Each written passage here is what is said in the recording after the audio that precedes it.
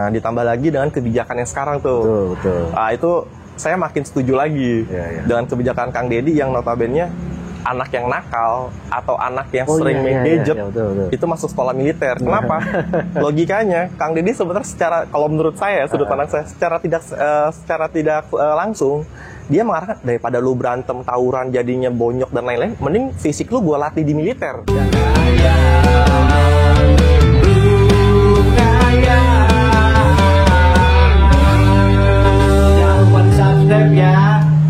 Oke teman-teman, kembali lagi di Room Ngayal. Kali ini gue sama, ini lama banget nih gak ketemu nih.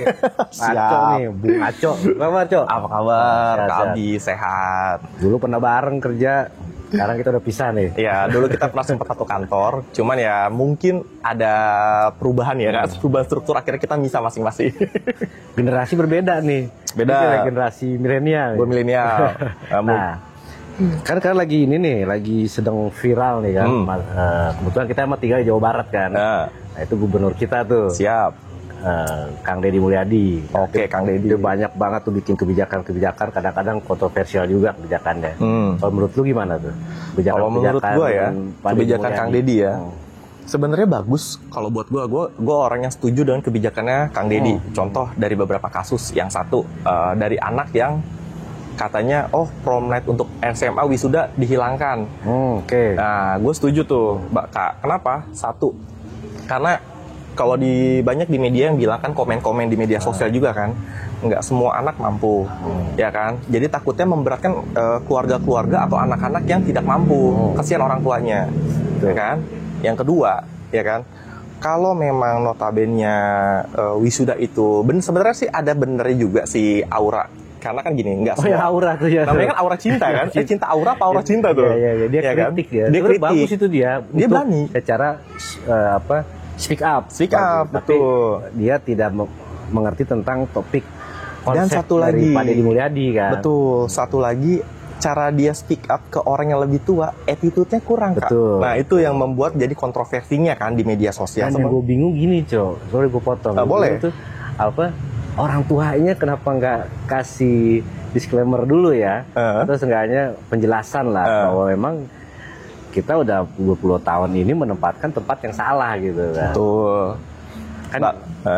Kan yang dia tolak kan kenapa nggak ada pemberitahuan gitu kan. Betul. Nah itu sebetulnya kan sebelumnya kan diberitahu dulu kan, mau ada penggusuran dan segala macam.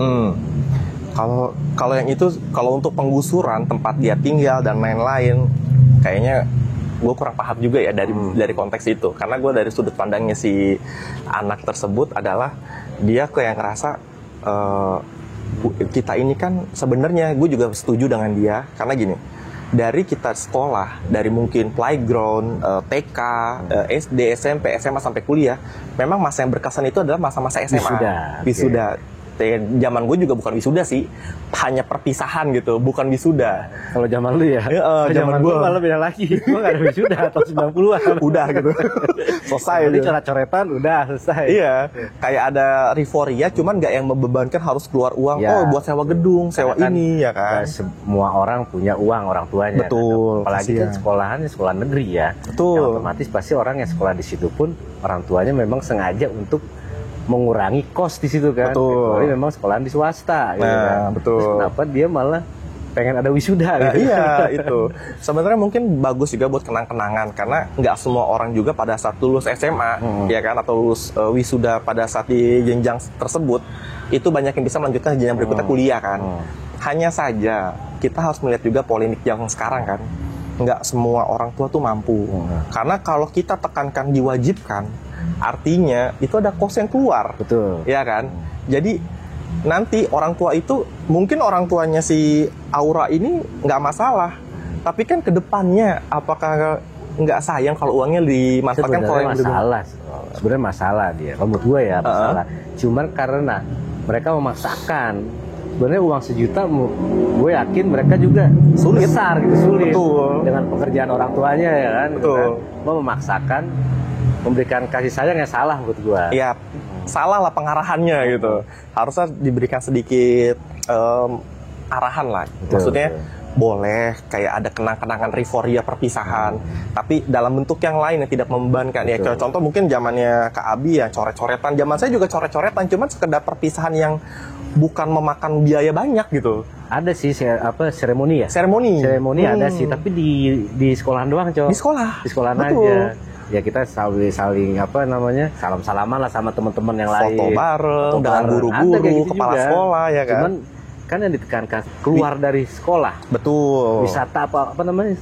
Iya kayak ya wisuda tapi di luar sekolah yang akhirnya harus menyewa tempat dengan kos yang besar. Ya gitu wisuda lah, bisa tempat-tempat inilah rekreasi kan. Iya kan betul. Butuh biaya itu lah. Itu sebetulnya. Kalau zaman gua tuh Kak ya, sebenarnya itu tuh nggak mesti wajib. Cuman kalau misalkan biasanya kayak gitu, kita sama teman-teman terdekat, entah teman satu kelas aja, nggak semut satu sekolah. Karena kan bagaimanapun juga pasti kan di pada saat zaman sekolah itu, walaupun kita kenal satu sekolah, deketnya kan hanya beberapa. Tapi dulu kan bukan negeri sekolahnya kan? Swasta sih.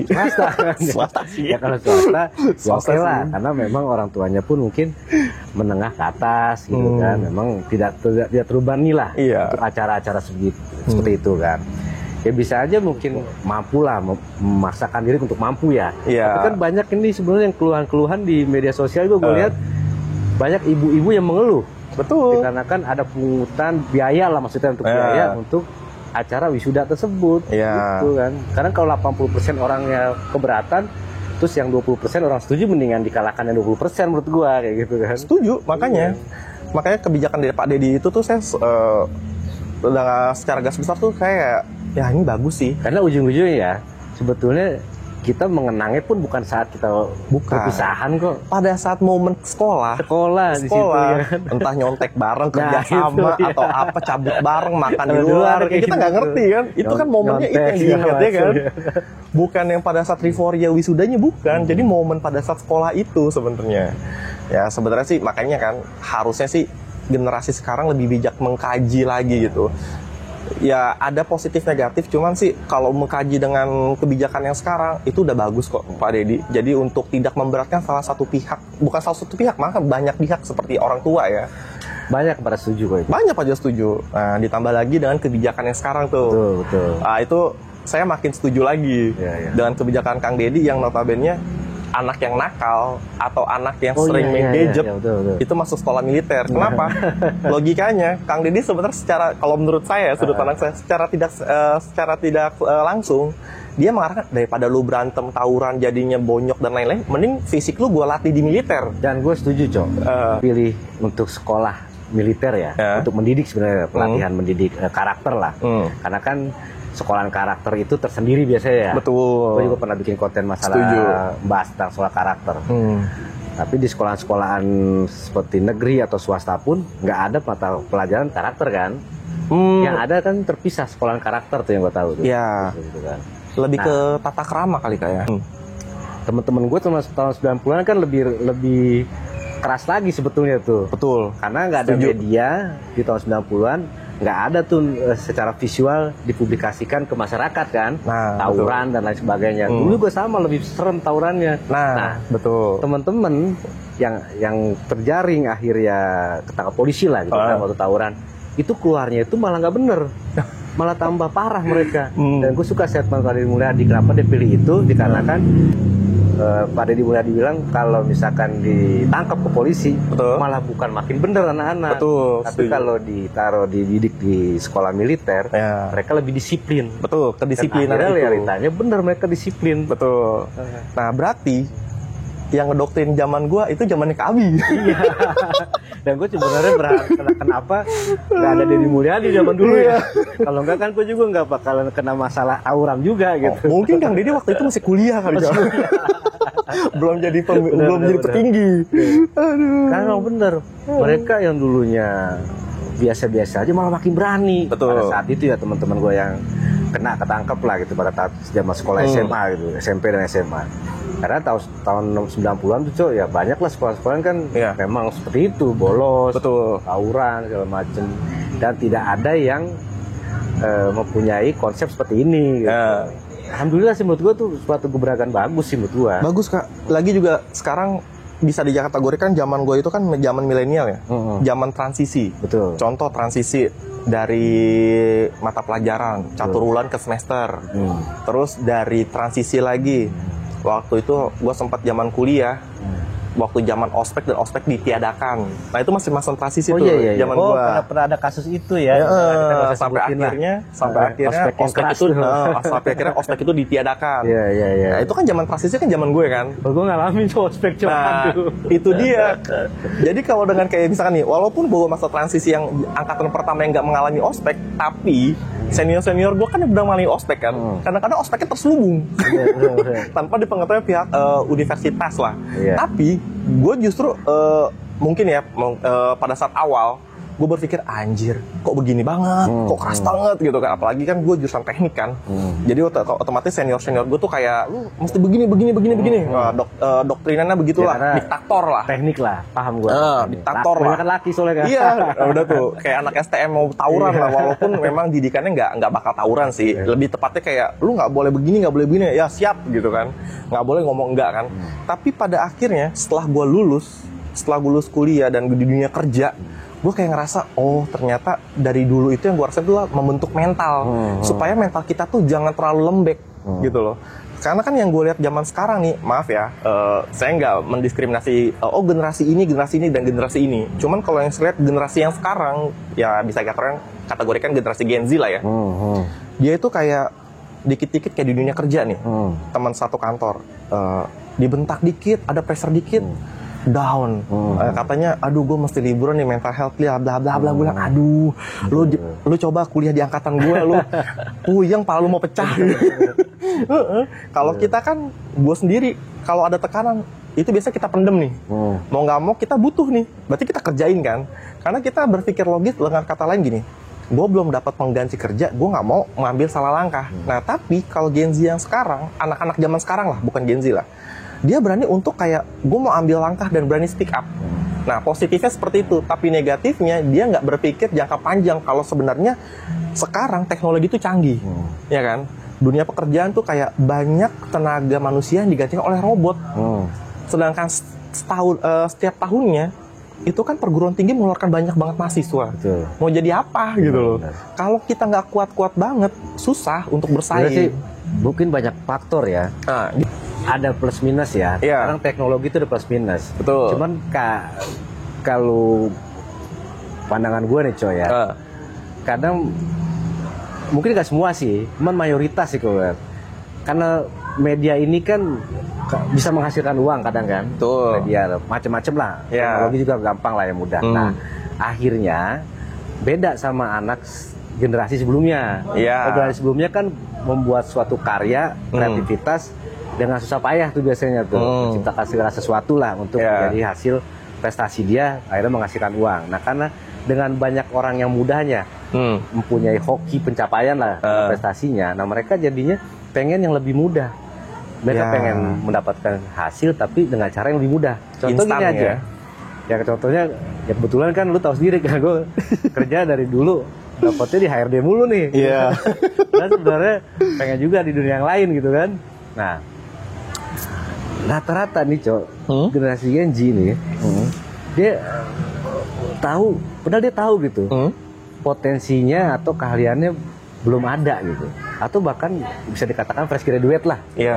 Tetapi jika ada kesempatan, kan dia minta pastikan. Iya dong, Bang, Mas atau Pak gitu kan, gue minta kerjaan dong, cari kerjaan dong gitu kan. Oke, teman kita itu ya. Terus pas ada gitu kan, ada kesempatan lah gitu. Nah, kita pun pasti kan perusahaan lah, atau katakanlah kebijakan dari perusahaan akan melihat nilai-nilai dari kualitas seseorang kan. Ya, faktor-faktornya apa nih? Kasih angka lah gitu kan. Nolak biasa itu, Cok. Nolak. Kurang segala macam. Tapi kenyataannya dia nggak terima pun pekerjaan tersebut. 1 bulan, 3 bulan kita telepon lagi, ataupun mungkin dia telepon kita lagi, tetap dia belum kerja gitu. Tapi kalau generasi gue dulu tuh, generasi milenial gue sama, gue yakin. Kadang karena dia merasa mungkin pengen kerja ya, punya keahlian ya. Mungkin katakan gaji belum UMR aja diambil tuh biasanya tuh, Cok. Yang penting gue ada kegiatan, punya keterampilan di situ. Karena kita kuliah lah tau lah. Kan nggak kepake kadang, Cok. Nggak kepake. Kayak kuliah gue nih. Kadang-kadang gue dengan basic pengetahuan gue, tiba-tiba gue diterima sebagai apa gitu. Kan nggak kepake akhirnya kan. Nggak kepake. Akhirnya gue belajar di dunia kerja kan. Iya, betul. Otodidak tapi lagi. akhirnya begitu kita bisa bekerja, gaji kan ngikut sendiri. Betul, Gitu kan. setuju. Tapi kalau gue lihat mereka kebanyakan sih, gue nggak tahu pendapat lu deh. Pendapat gue yang gue analisa, kebanyakan seperti itu gue nemuin ya. Mereka nggak mau kerja keras dulu gitu. Mereka pengen yang instan gitu. Kalau pengalaman dari sudut mungkin pandang dengan gaya hidup dia sekarang kali ya. Betul. Kalau ngeliat sudut pandang gue ya kak, gue ngeliat dari teman-teman lah yang lebih muda dari gue sendiri. Nah mereka tuh hanya melihat hasil akhir. Jadi kayak ngeliat gini, wah lu enak banget kerja seperti ini. Oh lu enak dapet. Tapi dia nggak tahu kalau prosesnya kita tuh, waduh susah. Betul. Susah kita. Walaupun nggak semua gaji kayak gitu, tapi mayoritas yang gue temuin kayak gitu. Iya betul. Jadi dia taunya tuh, lu enak banget gaji segini. Lah gaji segitu tuh ada prosesnya. Jadi nggak langsung jebret. Bener. Dan dia mengambil kesimpulan, kan gue sama sama dia lulusnya. Gue pun jurusannya sama sama dia gitu kan. Ya gue juga harus sama kayak dia dong gitu. Nah itu yang salahnya. Kadang kan kualitas orang beda-beda, dan kesempatan orang gak ada yang sama, betul nggak? Betul. Itu sih menurut gue. Betul. Makanya dengan kebijakannya Kang Deddy, gue setujunya apa? Biar jadinya mereka ini terbentuk pertama mental yang kuat, ya kan? Kedisiplinan. Sebenarnya tuh saya bukannya, gue tuh nggak berpikir kayak diskriminasi dengan orang yang bandel, yang tawuran. Justru sebenarnya orang yang bandel dan nakal itu sebenarnya orang yang aktif tapi tidak tahu tempatnya, ya kan? Maksudnya gini, mereka bisa punya tenaga, energi buat kayak misalkan nih ke lapangan, buat masalah tawuran. Artinya kan mereka punya energi lebih, cuman nggak tahu nih arahinnya kemana. Nah dengan Kang Deddy membuat kebijakan seperti itu, buat gue ya, satu, jadi energinya dia tuh dengan semangatnya mereka yang seperti ini tuh terarah kedisiplinannya. Jadi pada saat mereka di dunia kerja, mereka bisa bersaing. Betul. Apalagi dengan konteksnya kesempatan kerja ini sekarang susah bro, susah banget. Benar. Ditambah lagi dengan banyaknya media sosial. Dan ada juga fenomena nih, jadi nyambung sebenarnya fenomena. Apa tuh? Karena ini kan zaman modern, gue ngikutin sih media sosial, gue ikutin, nggak apa-apa, itu sah-sah aja, halal saja, untuk mencari cuan ya. Betul. Cuman yang gue khawatirkan nih ya, khususnya generasi sekarang sih nih, dikarenakan memang nggak apa-apa itu kayak TikTok lah gitu kan, katakanlah itu kan dapat cuan kan. Nah, cuma gue khawatir nih generasi negara kita nantinya nggak punya karya, punya kreativitas, dikarenakan mereka lebih suka dapat uang instan dengan cara live, katakanlah apa. Itu sih nggak apa-apa itu, ya mau di YouTube segala macam juga nggak apa-apa sih, cuma gue juga akan ya kayak Pak Deddy Mulyadi juga kan dia punya konten YouTube kan, nggak apa-apa, itu bermanfaat kalau itu kan, memberikan motivasi buat orang juga kan. Betul. Cuman yang nggak bagus menurut gue, kalau cuma nyari cuan yang cuma modal joget-joget gitu. Karena bukan, gue ngeliatnya nanti ke depannya Cok. Ya kalau untuk nyari duit sementara oke, mungkin sah-sah aja lah. Jatuhnya tapi kalau sampai nanti itu sebagai jadi contoh, akhirnya jadi panutan orang, karena instan kan. Akhirnya semua generasi yang muda-muda pengennya begitu. Gampang lah kayak gitu, cuma modal fashion gue segala macem kan. Terus negara kita nggak punya SDM yang buat bangun bangsa kita nantinya Cok. Betul. Kita nggak punya karya apa-apa gitu. Negara lain mungkin udah bisa nyiptain mobil listrik. Di Cina aja bisa nyiptain mobil listrik kan. Negara kita belum nyiptain mobil kendaraan apa-apa kan. Itu maksud gue Cok. Kalau gue tangkep nih kayak, gue tangkep. Gue kemarin kepikiran kayak gitu Cok. Karena nyambung nih. Betul. Takut juga ya kalau misalkan orang pada main media sosial semua, dapat duit, terus kita nggak punya SDM yang bisa menciptakan bangsa kita yang maju gitu. Nah kalau ini dari pernyataan, dari cerita lo yang tadi gue tangkap ya kayak satu, pertama, kalau soal teknologi seperti aplikasi yang bisa live TikTok yang dapat langsung cuan kayak gitu-gitulah ya. Mungkin mereka melihatnya gini, mereka nggak ada waktu dan mereka mencari pendapatan yang instan dengan cara entertain. Jadi kan gini, sebenarnya bukan gue bilang nggak boleh ya? Iya, bukan nggak boleh, boleh. Mas gue juga bilang boleh, bukan nggak boleh. Cuman gini, mungkin satu, kita mesti tahu dulu kenapa konten-konten seperti ini bisa meledak lah awal mulanya. Itu dari pandemik 2019 ada kegiatan semua di rumah. Apa nih? Sedangkan semua lockdown dan lain-lain, dan kehidupan terus berjalan walaupun ada subsidi, tapi kan nggak seluruhnya dapat subsidi kan. Betul kan? Betul. Nah, makanya mereka membuatlah kreativitas kayak sejenis entertainment. Entertainment ya itulah entah dia mau konten masak dan lain. Sebenarnya gue juga terhibur sih. Gue juga terhibur pada saat itu. Orang kita Covid nggak kemana-mana, lucu-lucuan kan? Betul. Buat nambahin imun ya. Betul. Nonton yang lucu-lucu joget-joget. Daripada stres mikirin penyakit kan, mending kita nyari hiburan kan. Nah, itu masuk akal. Nah, cuman makanya mereka ini mungkin kalau menurut gua Kak membuat konten yang sifatnya entertainment yang notabene yang dulu yang joget-joget, nyanyi-nyanyi itu sifatnya sementara sih kalau menurut gua. Oh gitu. Karena gini, orang yang memang konten kreator yang mereka punya topik yang jelas dan tujuan jelas itu yang bertahan. Kayak contoh misalnya konten lu nih, ya kan? Oh, gua cukup memang sejenis kayak channel-channel podcast lah, ya kan? Berarti memang konteks lu ke podcast dengan menghadirkan orang-orang narasumber yang notabene bisa ditanyakan nih dengan kejadian-kejadian sekarang. Nah, cuman kalau orang yang random itu sifatnya sementara sih, Kak. Oh gitu. Oke. Yang kedua, itu kan cuma kekhawatiran. Iya, kekhawatiran. Karena SDM gue gimana? Karena gue juga ngelarang anak-anak gue, Cok. Betul. Larang anak gue untuk bikin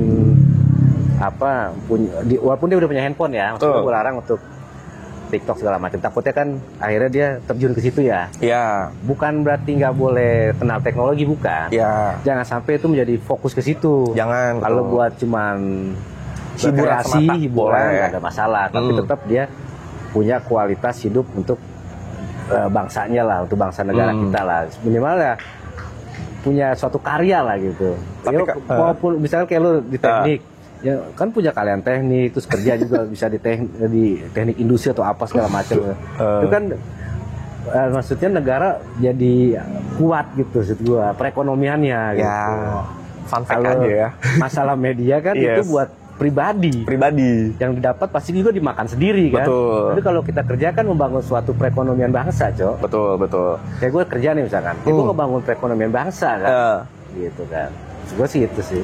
Cuman kalau gue mikir gini, Kak, kalau yang lu bilang ESDM kita takut krisis dengan keahlian anak-anak yang sekarang. Kalau justru gue berpikir enggak sih. Enggak ya? Karena gue lihat masih banyak anak-anak bangsa sekarang tuh memang yang kreativitasnya ada, karena bisa bersaing ke dunia. Gue sempet kerja di bidang IT, ya kan? Dan itu orang-orang kita, ya kan, orang-orang kita Indonesia itu bisa bersaing nomor 2 urutan untuk pengoperasian teknologi, lebih tepat komputer. Kita gue mau ngomong terusin. Itu yang pertama poin. Terus banyak juga sebenarnya anak-anak dedikasi kita tuh yang bisa menemukan kayak alat-alat go green atau alat-alat energi terbarukan.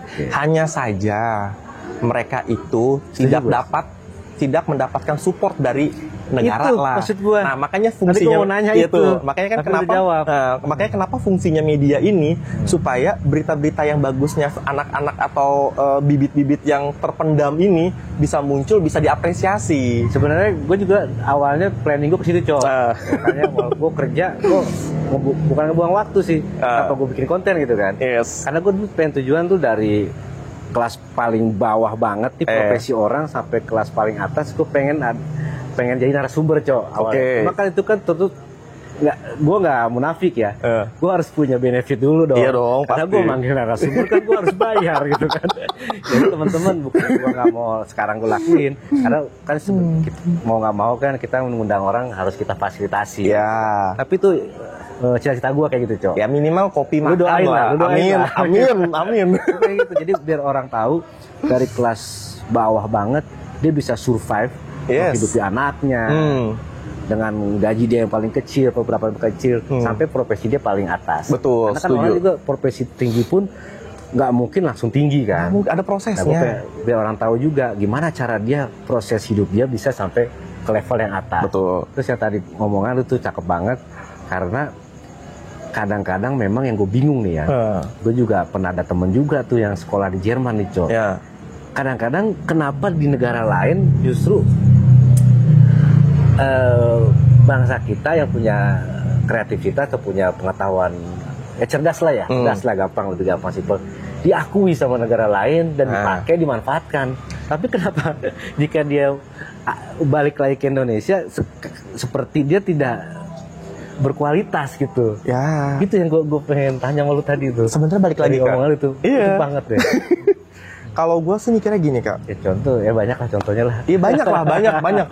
Mungkin bisa searching di Google lah atau di itu banyak orang banget. hebat di Indonesia tuh banyak Banyak banget. Terkenalnya di luar gitu. Jadi Indonesia tuh uniknya kayak, uniknya adalah kalau kita pengen maju, kita mesti ada prestasi dulu di luar, baru diakui. Nah itu. Sebenarnya kita prestasi itu di dalam dulu, baru kita keluar. Ujung-ujungnya banyak lah. Ujung-ujungnya mereka jadinya lebih nyaman di sana. Iya. Karena mereka diakuin di sana. Dan banyak juga warga negara kita yang udah keluar negeri, itu udah katakanlah ada beberapa media yang saya sempat tonton, ibu-ibu yang sudah lama tinggal di Jerman atau di Jepang atau di mana, mereka malas balik ke Indonesia dengan alasan gue bayar pajak pendapatan gue, tapi gue nggak menerima fasilitas yang diberikan oleh negara, ya kan? Betul. Itu makanya kan makanya bagaimana mungkin ya dengan kepemimpinannya sekarang, ya kan, saya percayalah, ya kan, regulasi ini pelan-pelan bisa berubah sehingga memang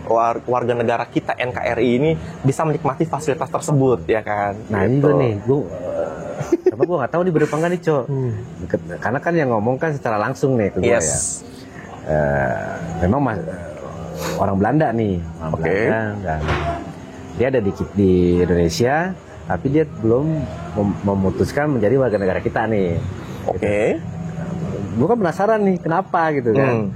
Nah dijelaskanlah di situ karena dia masih mendapatkan fasilitas apa ya, kesejahteraan di hari tuanya, tunjangannya, kesehatan dan bla bla bla. Ya. Itu dari pajak dia kerja pada dia di saat dia di Belanda sana. Nah, nah itu sebenarnya kenapa di Indonesia nggak bisa ya kayak gitu ya? Padahal kita kan bayar pajak nih. Sebenarnya sih kalau pajak itu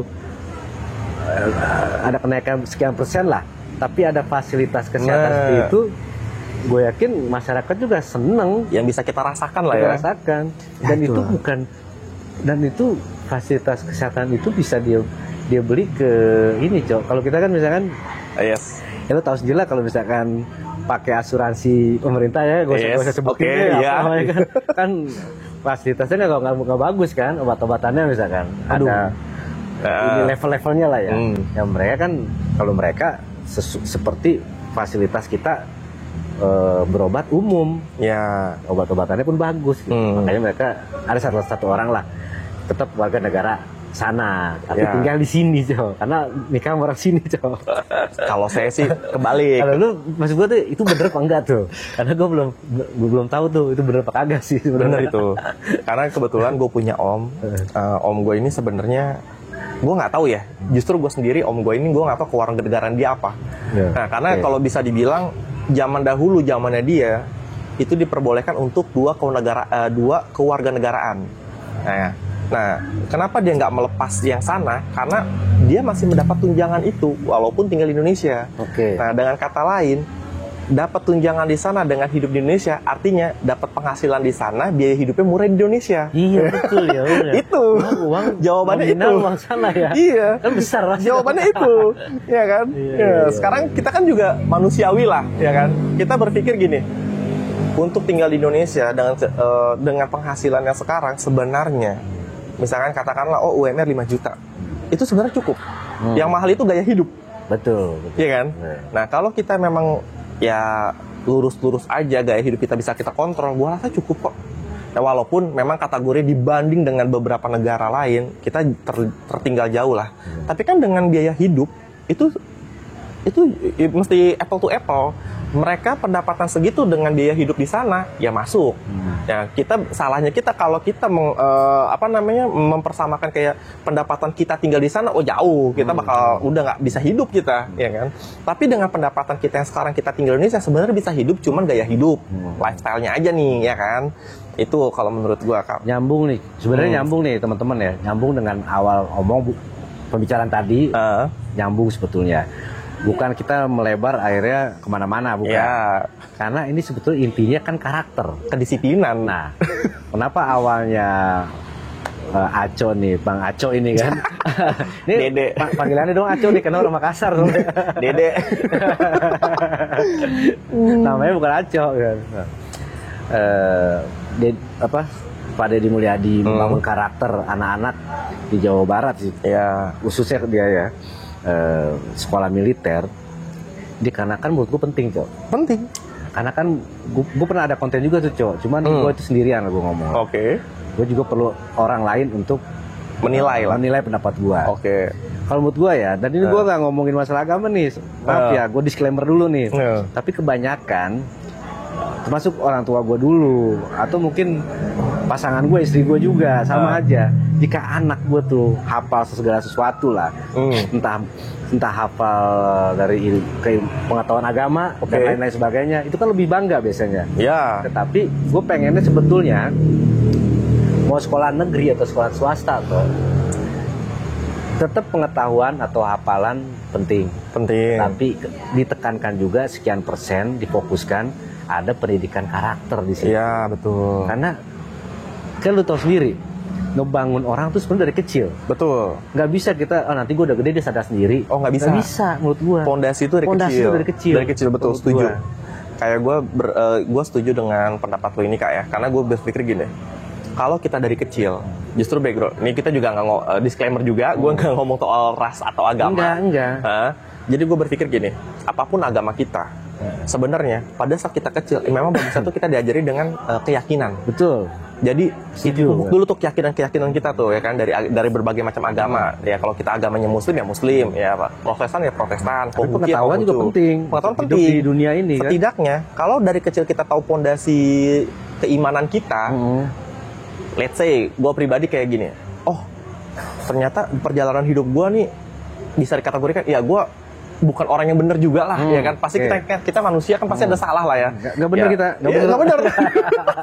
Ya kehidupan malam lah ya, ini ya itulah kan. Nah, cuman endingnya kalau kita pondasi kita kuat, nanti ada tuh momen di mana pada saat gue udah kayak suka merenung, Kak, nih malam-malam nih, kok gue gini banget ya. Kayaknya gue udah terlalu jauh melangkah. Jadi kayak kadang-kadang tuh hati kecil tuh ngomong, Kak. Akhirnya gue kayak, yaudah deh balik deh.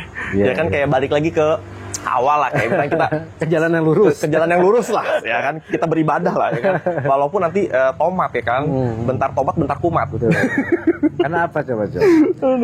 Ya kan kita kan gampang lah sekarang di media, kita ada internet lah ya hidupnya. Zaman sekarang, dan gue alhamdulillah juga ngalamin teknologi. Betul. Nah, di negara-negara lain kan karakteristiknya menurut gua orang-orangnya sudah bagus, Cok. Bagus. Kita banyak, Cok. Dari segi kebersihan aja lah. Oh, jauh, Kak. Kita gampang sekali kan untuk buang sampah kayak seenaknya kan. Jepang atau negara lain pun di negara luar rapi kan, bersih kan. Dari segitu aja lah. Padahal kadang-kala jika kita belajar tentang keagamaan kan, gitu kan, ada istilah kebersihan sebagian dari iman. Tapi kenyataannya nggak dilakukan seperti itu. Kenapa? Karakternya nggak terlalu dibangun, nggak terlalu dipentingkan. Kenapa yang terlalu dipentingkan, difokuskan penghafalan gitu. Orang udah hafal berapa inilah gitu kan. Udah bangga gitu. Kenapa harus seperti itu menurut gua? Maksudnya ini pemasukan juga lah buat orang-orang yang memang profesinya mengajar menurut gua. Jadi nggak perlulah orang tua untuk membayar lagi anak-anaknya menyekolahkan karakter. Itu betul. Tahu sendiri ya. Karakter mahal kan? Karakter mahal. Gue aja pengen nyoba nih. Pengen mahal. Gimana caranya nih gue saving uang anak gue buat sekolahin karakter. Gue belum mampu teman-teman sekarang nih. Ya udahlah, gue sekolahin tempat biasa dulu aja ya. Karena emang mahal. Karena gini, kita pernah kecil kan? Kita bukan berarti kita nggak bisa ngedidik anak, Cok. Betul. Bukan. Karena gue pernah kecil juga. Gue pun sama. Kadang-kadang gue lebih dengar omongan paman, lebih dengar omongan orang lain, ya kan, dibanding orang tua sendiri. Itu karakter manusia tuh pas kecil. Karena nyari figur biasanya. Karena dia merasa kalau sama orang tuanya dia masih bisa ngelawan karena manja kan. Orang tuanya nggak bakalan marah sama gue. Gue nggak bakalan dimarahin sama orang tua gue. Karena pasti mau nggak mau orang tua sayang sama gue gitu kan. Nah, maksud gue itu kalau kita udah bayar pendidikan, nah gue pengen ada juga pembelajaran penekanan karakteristik anak-anak, Cok. Gitu. Kalau saya kalau untuk pinter, anak sekarang lebih pinter loh. Pinter, dibanding zaman gue, Cok. Jujur. Sama gue juga pinter. Bahkan mungkin anak sekolah SD pun udah dalam lanjut ya, bahasa ya. Banyak yang bisa bahasa Mandarin, bahasa Inggris juga apalagi umum. Banyak ya. Kalau menurut gue gini, Kak, gue tangkap lagi ya. apa mungkin pandangan gue takutnya ada yang salah gitu. Kalau gue menurut gue gini, mereka hanya butuh wadah. Kenapa? Pada saat wadah itu disediakan, jadi mereka bisa mengapresiasikan apa yang mereka mau di situ dengan catatan yang searah. Nah, wadah tersebut karena gini, pembentukan karakter itu kan ada beberapa faktor, ya kan? Pertama di sekolah, ya kan? Kalau notabene kita menyekolahkan anak kita di sekolah, let's say bidangnya akademisi, ya kan? Akademisi makanya yang dibilang hafalan, hitungan, logika itu masuknya ke akademisi. Ya, itu penting banget. Nah, kalau untuk pembinaan karakter kayak tata krama, sopan santun, di sekolah diajarkan, cuman ditekankan adalah lebih ke lingkungan sekitar. Nah itu. Nah, jadi maksud gue tuh, Cok, tata krama seperti katakan gitu yang paling simpel deh. Anak-anak salam sama orang tuanya atau sama orang lebih tua, itu namanya kan sopan santun. Sopan santun. Tapi yang gue maksud adalah untuk sosialnya, kayak contoh tadi tuh karakter bahwa dia nggak mau membuang sampah sembarangan, karena kan nanti kalau gue buang sampah sembarangan akan terjadi banjir. Itu kan kepedulian, itu kan karakter juga. Betul. Bukan cuma karakter yang, dia mah sopan anaknya, bukan itu. Kalau itu udah pasti banyak yang udah bagus-bagus lah, anak sekarang lah. Tapi yang itunya yang gue maksud, Cok. Karena gini, kenapa mereka bisa seperti itu? Mereka melihat contoh kayak gini. Oke. Buang kayak simpelnya kayak buanglah sampah pada tempatnya, ya kan? Kenapa? Kalau nggak pada tempatnya nanti bisa menimbulkan bau, penyakit atau banjir. Tapi mereka akan berpikir gini, Kak.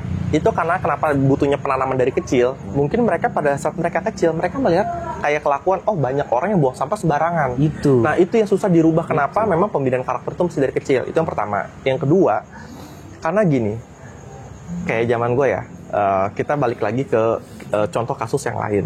Yang dibilang kayak Kak Abi ini bilang, gue lebih dengar omongan paman dibanding orang tua. Ya, contoh kasus gitulah. Ya, gue pun seperti itu. Bukan artinya kita membangkang dengan omongan orang tua, tidak. Bukan. Hanya saja. Figur tuh biasanya. Kita mencari figur. Hanya saja. Kalau misalkan nih, gue ada case di sekolah nih waktu SD misalkan. Terus entah gue berantem, entah gue ada masalah dan lain-lain.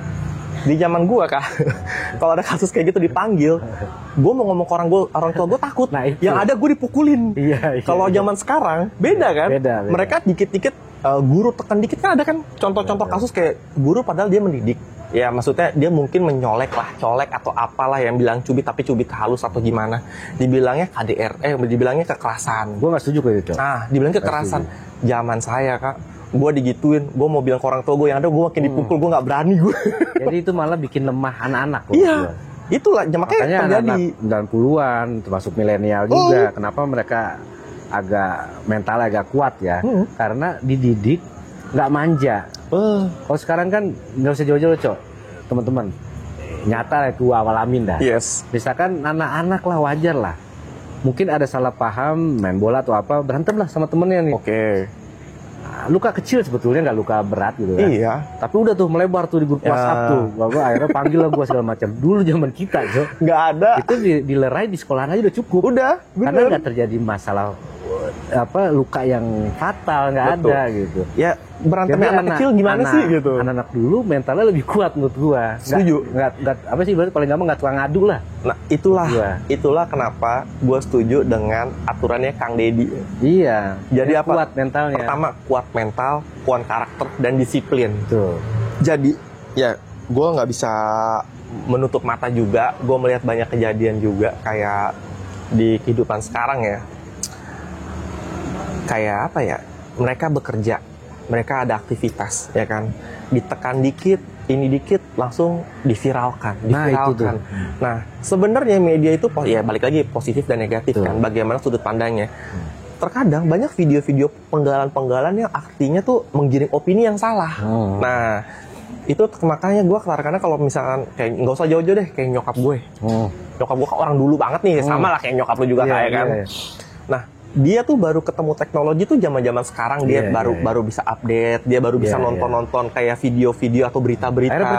Akhirnya percaya. Akhirnya gue bilang, Mam,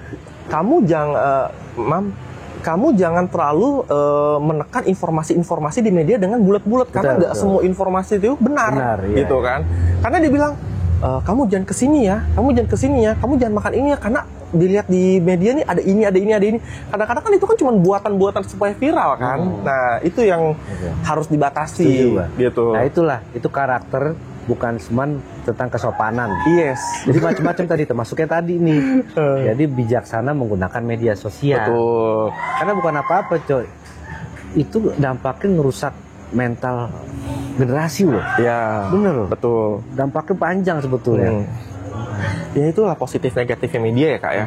Terkadang ada yang bikin orang trauma, tapi ada yang bikin orang mendapatkan kehidupan yang layak, Bener. ya kan, mendapatkan penghasilan cuan yang bagus. Makanya kan orang yang anak-anak zaman sekarang tuh melihat yang instan seperti ini karena gini, kayak belum siap. Belum siap, mereka kaget gitu kan. Ada juga kan artis-artis influencer yang musiman lah. Kenapa bilang musiman? Saya bilang jadi mereka terkenal dengan satu kontennya dia itu, terus akhirnya merasa, oh gue bisa nih bikin konten lagi. Ternyata konten ini nggak laku, cuma itu doang. Akhirnya redup lagi, dan pada saat dia sudah redup, dia mau melanjutkan kehidupannya lagi, mau melamar kerja dan lain-lain, susah. Betul. Susah kenapa? Pengalaman kerja dan usianya sudah berjalan terus, ya kan? Karena dia berfokusnya ke situ. Ke situ, gitu. Nanti pada saat mungkin dia udah kepala 3 atau udah merasa jenuh, mereka kan berpikir, kenapa dari awal tuh gue nggak fokus aja gitu, maksudnya di kerjaan gue yang sebelumnya. Boleh media sosial kalau memang mau difokuskan benar-benar fokus jadi pendapatan utama, berarti mesti fokus dengan beberapa konten yang bijaksana. Betul. Jangan hanya konten-konten hiburan aja yang takutnya ya kalian harus mengkaji, yang kalian kontenkan nih bener gak sih, ada dasarnya gak sih gitu loh. Karena mungkin generasi akan datang berbeda lagi cara pikirnya, coy. Itu dia. Mungkin akan lihat konten-kontennya sekarang yang scroll gitulah ya. Iyalah. Mereka akan malas untuk nontonnya mungkin nanti. Iya. Tapi juga ya ini juga kontroversi ya. Sempat juga dari kebijakan Kang Deddy. Saya sempat tuh baru-baru ini lihat kayak ada anggota DPR RI, ibu-ibu, ya bisa dilihat lah kalian, saya nggak usah sebut namanya, udah viral juga di media sosial, yang merasa sedih kenapa kok anak-anak yang nakal ini dimasukkan ke pendidikan militer. Jujurnya di luar negeri ya adalah kayak mungkin kalau misalnya orang-orang Korea ya kan yang suka-suka nonton K-pop, di Korea aja tuh ada pendidikan militer. Wajib militer. Iya. Kan? Betul. Nggak usah jauh-jauh deh, di Asia Tenggara, Bangkok ada wajib militer gitu loh. Kenapa? Fungsinya tuh positif, bukan harus didoktrin dan lain-lain. Nah, mungkin namanya pada saat yang saya lihat di media sosial itu ibu-ibu ya, jiwa keibuannya besar lah. Jadi dia nggak mau anaknya ini. Cuman itu penting kalau buat gua. Ya mungkin dia belum pernah, ini kan namanya hal kebijakan yang baru, pasti kan transisi lah, ada pro dan kontra. Nah, kita baru bisa lihat ini positif negatif setelah kebijakan ini berjalan, betul, ya kan? Nanti keluar anak bibit-bibitnya ini seperti apa? Apakah banyak yang positifnya atau negatifnya? Nanti kan dikaji lagi oleh pemerintah. Lagi pula kan kebijakan ini kan tidak ada unsur kekerasan untuk mengajar anak-anak. Oh enggak. Ini yang gue lihat malah untuk melatih kedisiplinan. Betul. Bangun pagi, terus baris berbaris, ya kan? Ada olahraga di situ kan berarti kan?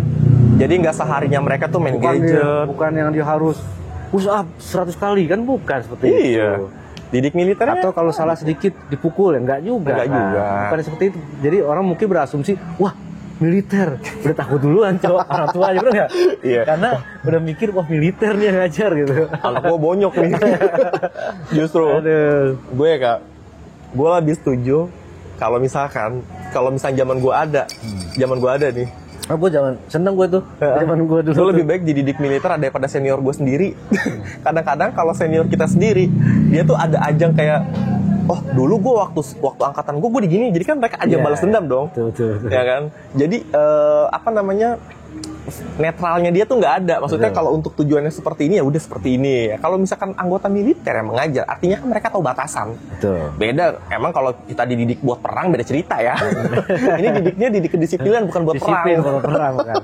Tapi kan alhamdulillah juga gini, Cok.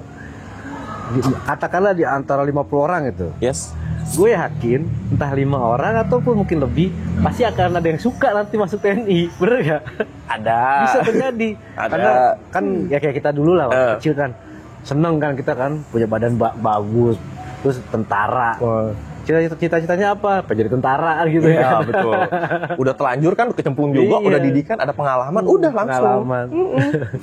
Itu bisa sebagai, kalau buat gue pribadi kedepannya itu bisa jadi sebagai pengalaman kan. Jadi kalau misalkan anak-anak ini ternyata ada cita-cita gue mau jadi tentara, abdi negara, ya mereka udah terdidik dari awal. Dan gue berharap sih begini, sebetulnya untuk pejabat yang lain lah ya, atau orang yang memang mempunyai kredibel di situ lah.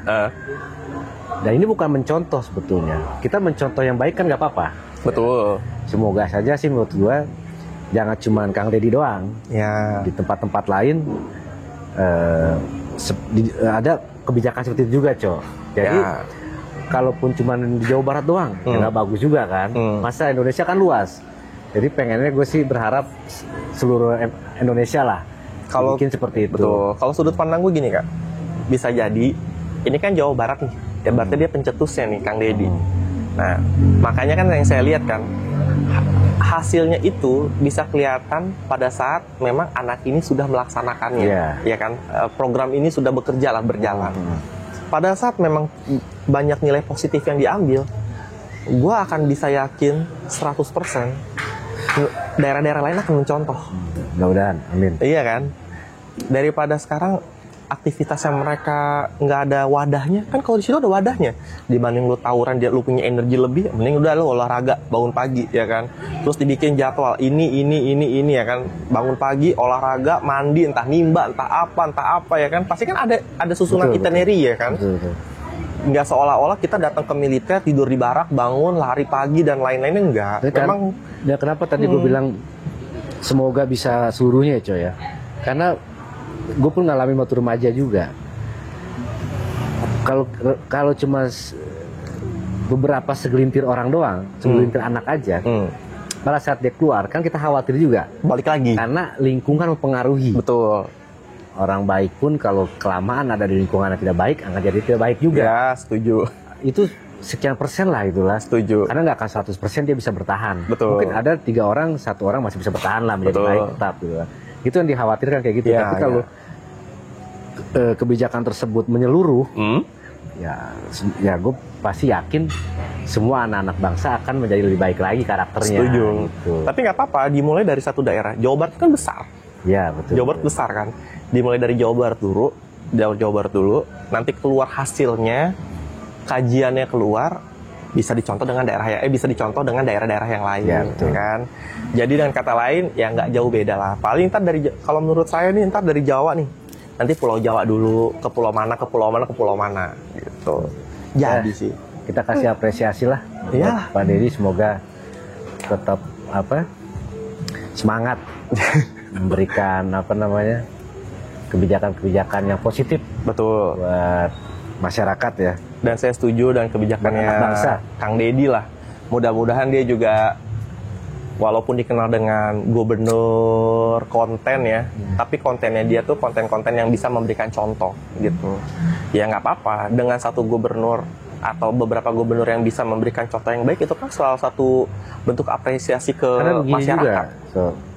Kalau menurut gue tuh konten tuh atau media lah ya, konten kreator dan lain sebagainya lah, tetap harus ada sampai kapan. Harus. Karena kenapa? Kadang-kadang kita pun haus berita. Betul. Terus pengetahuan kita pun bisa lebih banyak dikarenakan ada berita. Betul. Ada informasi.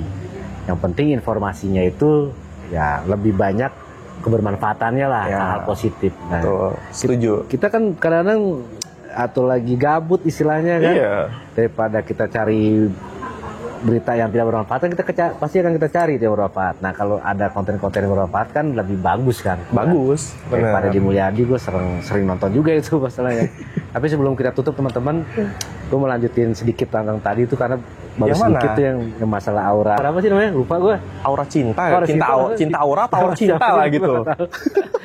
Sebetulnya itu bagus banget menurut gue, karena memang ya khususnya bangsa kita lah ya, semoga lebih bijaksana lah. Kita apalagi mayoritas penduduk di negara kita itu orang yang beragama lah. Betul. Kita jangan sampai menempati atau memanfaatkan sesuatu yang bukan milik kita. Betul. Lebih baik kita ada di suatu tempat yang memang katakanlah itu tidak bagus, tapi itu adalah milik kita. Betul. Nah, ini sebenarnya buat pelajaran tuh gue supaya harusnya dari dulu sebenarnya seperti itu. Ya. Dan itu kan bermanfaatnya untuk apa? Supaya tidak ada dampak banjir. Betul. Dan juga tidak ada buang sampah nanti di kali, di sungai lah gitu kan. Itu sebetulnya. Balik lagi kan ke lingkungan masing-masing. Dimulai dari lingkungan kita dulu. Kita nggak ngiri nih. Kalau kita lihat negara lain di YouTube pemana kan, sungainya bagus-bagus, bening, di pinggir sungai itu bisa orang lari, main sepeda. Masa kita nggak iri kayak gitu? Bisa. Sungai kita kayak Milo. Ya biarin lah. Milo. Biarin lah teman-teman. Gue nggak ngalamin nggak apa-apa. Tapi anak gue kan gue berharap ngalamin. Iya. Mempunyai tinggal di suatu negara yang bisa lari pagi di apa bantaran sungai kan, bagus kayak gitu. Nggak banjir. Dari negara-negara Eropa, masa kita nggak mau kayak gitu? Betul. Setuju. Mungkin pesan-pesan saya sih, pesan-pesan. Iya, sebelum ditutup harus ada pesan-pesannya dulu nih. Pesan-pesan gue ya. Mungkin buat anak-anak zaman sekarang, termasuk gue pribadi lah, menasehati diri gue sendiri juga. Ya kalau kita mau berlaku baik, mulailah dari lingkungan sekitar kita dulu lah, ya kan. Tolong dilihat lingkungan sekitar kita, mungkin dari yang dibilang Kak Abi tadi, dari mungkin kebersihan, ya kan, atau dari orang-orang yang memang mungkin kita dekat sama dia, kita juga bisa saling mengingatkan kalau misalnya kita salah, ya kan. Jadi terkadang ada orang juga yang teman yang, ini best friend gue nih, tapi dia salah. Harusnya tuh kalau dia salah, kita ingatkan, tapi jangan depan umum. Betul. Ya kan? Betul. Kita ingatkan di belakang. Betul. Lu salah nih tadi, kelewatan, lu segini-gini. Jangan itu sih menjatuhkan. Jangan seolah-olah kita paling benar. Betul, di balik nama gue kan mengingatkan, tapi menjatuhkan depan umum itu salah. Betul. Nah, jadi kalau mau mengingatkan teman, ya kan, banyak ya playing victim, toxic sekarang nih playing victim yang seolah-olah di balik keadilan dan di balik kebenaran dia di depan umum, oh lu begini loh, hati saya anjir. Kalau mau misalkan mengingatkan, ya kan, di balik layar, ya kan, berdua, lu tuh tadi kelewatan, lu nggak boleh begini, nah itu kan lebih baik. Memberikan pengetahuan, menaikkan diri sendiri. Iya. Jadi artinya playing victim, bye-bye itu banyak banget orang kayak gitu. Oke, sampai ketemu lagi. Assalamualaikum warahmatullahi wabarakatuh. Salam sejahtera. Bye. Bye.